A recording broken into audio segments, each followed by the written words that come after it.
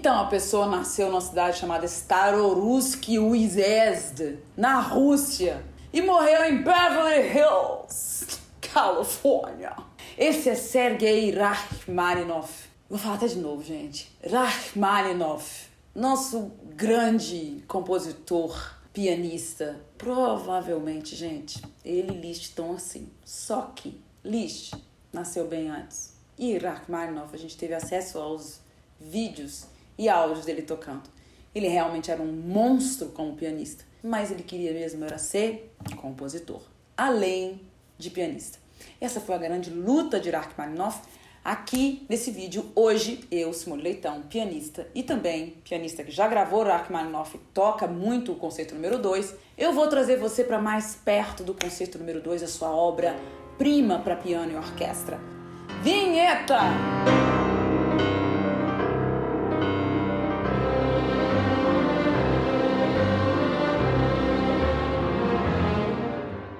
Enquanto eu vou falando aqui pra vocês estão achando tudo incrível, esse cenário, tudo maravilhoso, imagina que eu vou mostrar pra vocês os temas principais do concerto número 2 para piano e orquestra de Rachmaninoff, enquanto eu falo um pouco sobre a obra dele e a vida. Pensa o seguinte, aproveita! O que você está fazendo agora com o seu dedo? Aperta aí e passe a me seguir. Subscreva. Subscreva não existe. Como é que fala? Se inscreva. Se inscreva no canal. Curta, passe pra frente, comente. Eu quero saber o que você tá gostando, o que você não tá gostando. Gente, é muito importante saber. O algoritmo tá aí. Ele precisa saber se as pessoas estão curtindo o que eu tô fazendo. Tá bom? Vamos lá. Beethoven não. Rachmaninoff nasceu nessa cidade, Starorusk Uyezd, que eu não consigo nem falar direito. É uma das cidades, né, daquela Rússia enorme, em 1873 e morreu em 1943 em Beverly Hills. A jornada da vida dele foi uma jornada muito interessante e heróica, né? Mas teve um momento crucial, que foi o seguinte. Ele, quando tinha 25 anos, ele já era conhecido como um grande pianista em Moscou, em todos os lugares, na Rússia, mas ele queria ser compositor. Ele já tinha feito a primeira composição dele, na verdade, tinha sido um concerto para piano e orquestra, número 1, né? Depois ele compôs várias obras para piano solo e tal, e ele foi e lançou a primeira sinfonia. Gente, olha essa situação, que só na Rússia acontece, cara. Pois é, todo mundo lá, os grandes compositores lá. Inclusive existia um grupo de compositores que eram os compositores nacionalistas, né? Que eram comandados por César Cui, Rimsky-Korsakov, Borodin, Balakirev. Qual é o outro mesmo? Ai, eu esqueci o outro. Então, esses que chamavam assim a mão forte russa, imagina, eles eram os caras que comandavam todo o meio musical. E César Cui tinha muita influência, né? Pronto, esse homem estava lá assistindo o concerto, onde foi tocada a primeira sinfonia de Rachmaninoff. Só que o maestro, ele entrou bêbado, gente. Bêbado, tomou vodka sem parar no camarim. Gente, quem coloca vodka com mais camarim? Pois é, ele entrou bêbadaço. A orquestra tocou mal, ninguém entendeu a sinfonia. Pobre coitado do Rachmaninoff, jovem Rachmaninoff, com 20 e poucos anos, ficou ouvindo no backstage, porque ele viu que ia ser um desespero, e foi embora pra casa assim que terminou. Só aquela situação, porque as pessoas contam essa história muito rapidinho, mas a gente gosta de ir a fundo nos momentos. Presta atenção aqui. César Cui, esse cara, ele escreveu no outro dia uma crítica. E ele falou assim, se existisse um conservatório no inferno e fosse colocado como dever de casa para os alunos de composição escreverem algo sobre as 7 pragas do Egito, não são 7 não, gente, são 10, ele falou, cara, a pessoa não leu a Bíblia, 10 pragas do Egito, essa pessoa seria Rachmaninoff. Ele teve essa beleza ontem, ele conseguiu agradar o inferno, que ele escreveu a pior sinfonia jamais escrita. Bom, dizem que Rach, quando leu isso, deu risada, porque ele estava no primeiro momento, que é o momento de quê? Negação.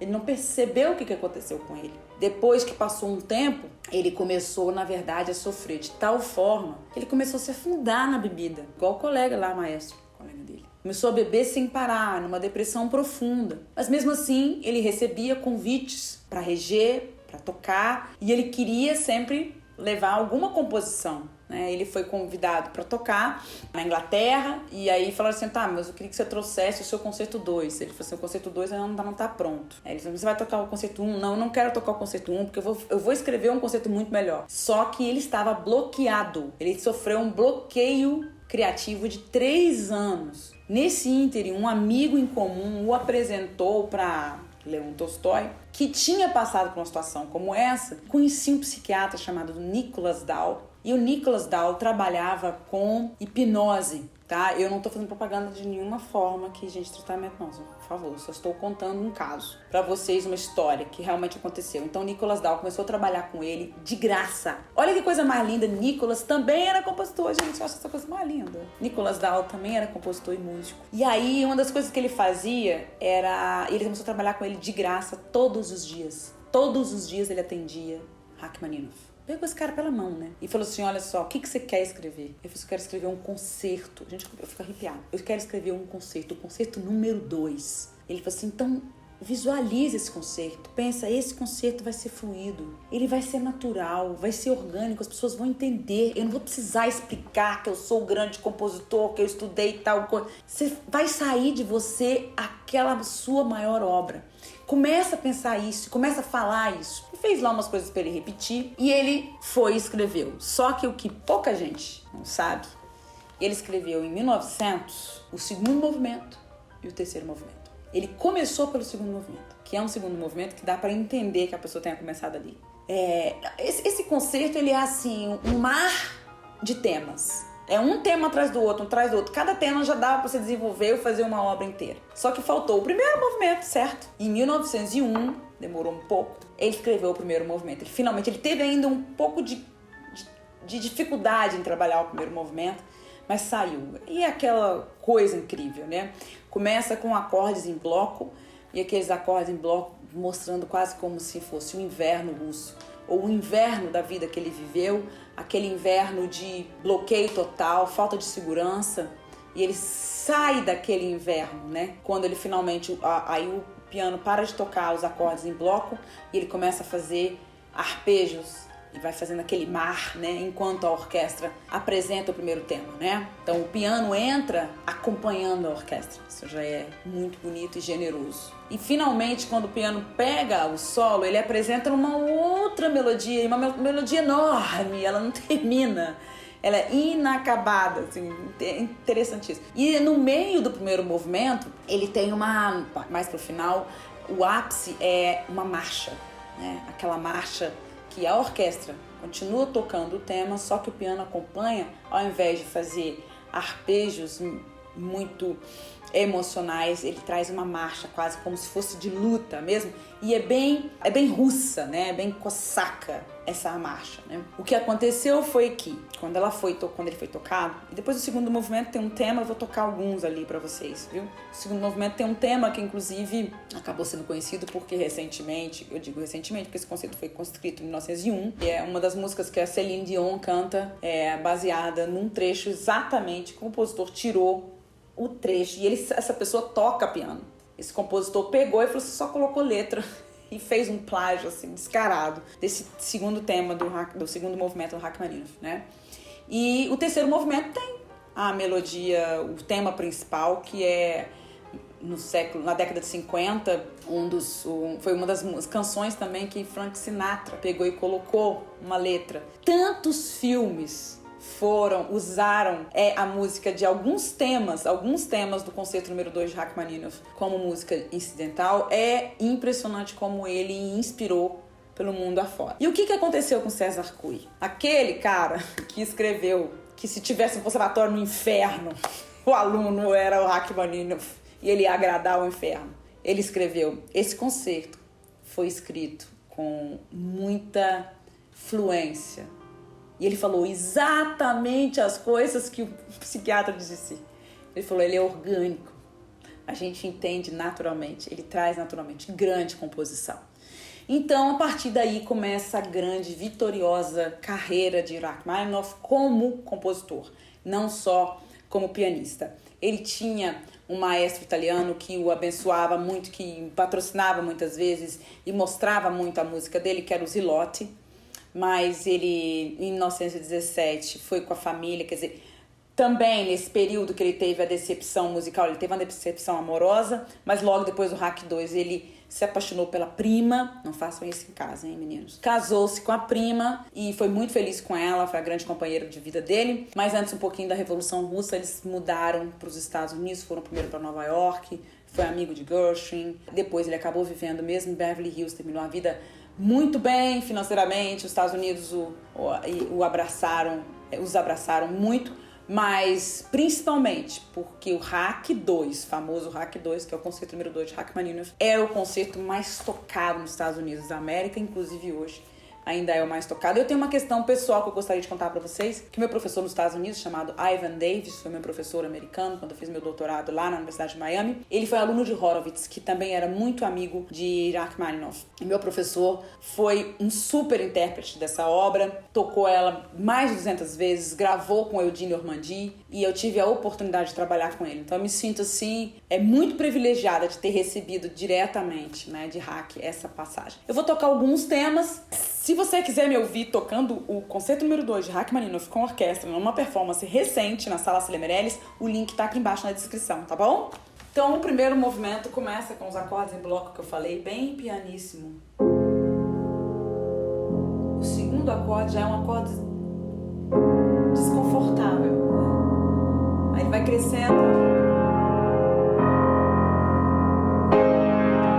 E esses acordes também... Os acordes também tem a ver com as badaladas dos sinos da Igreja Ortodoxa Russa.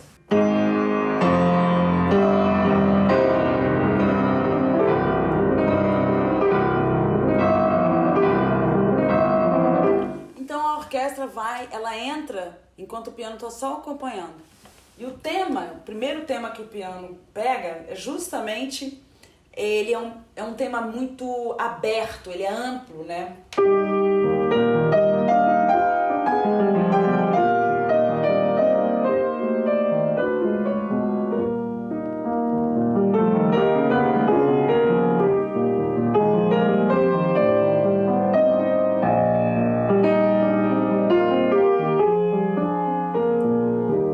Tem muita, além dos temas, do baixo, de toda...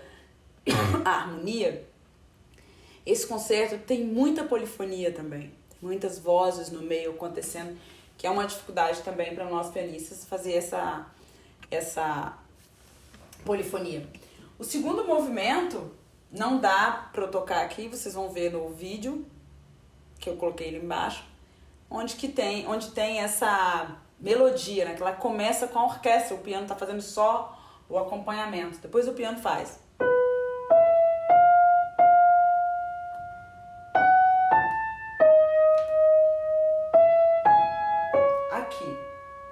Isso aqui foi roubado.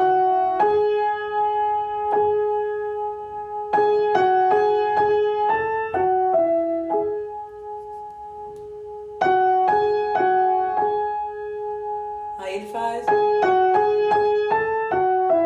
Desculpa.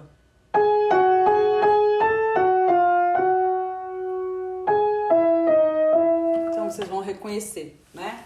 E o último movimento grandioso é o...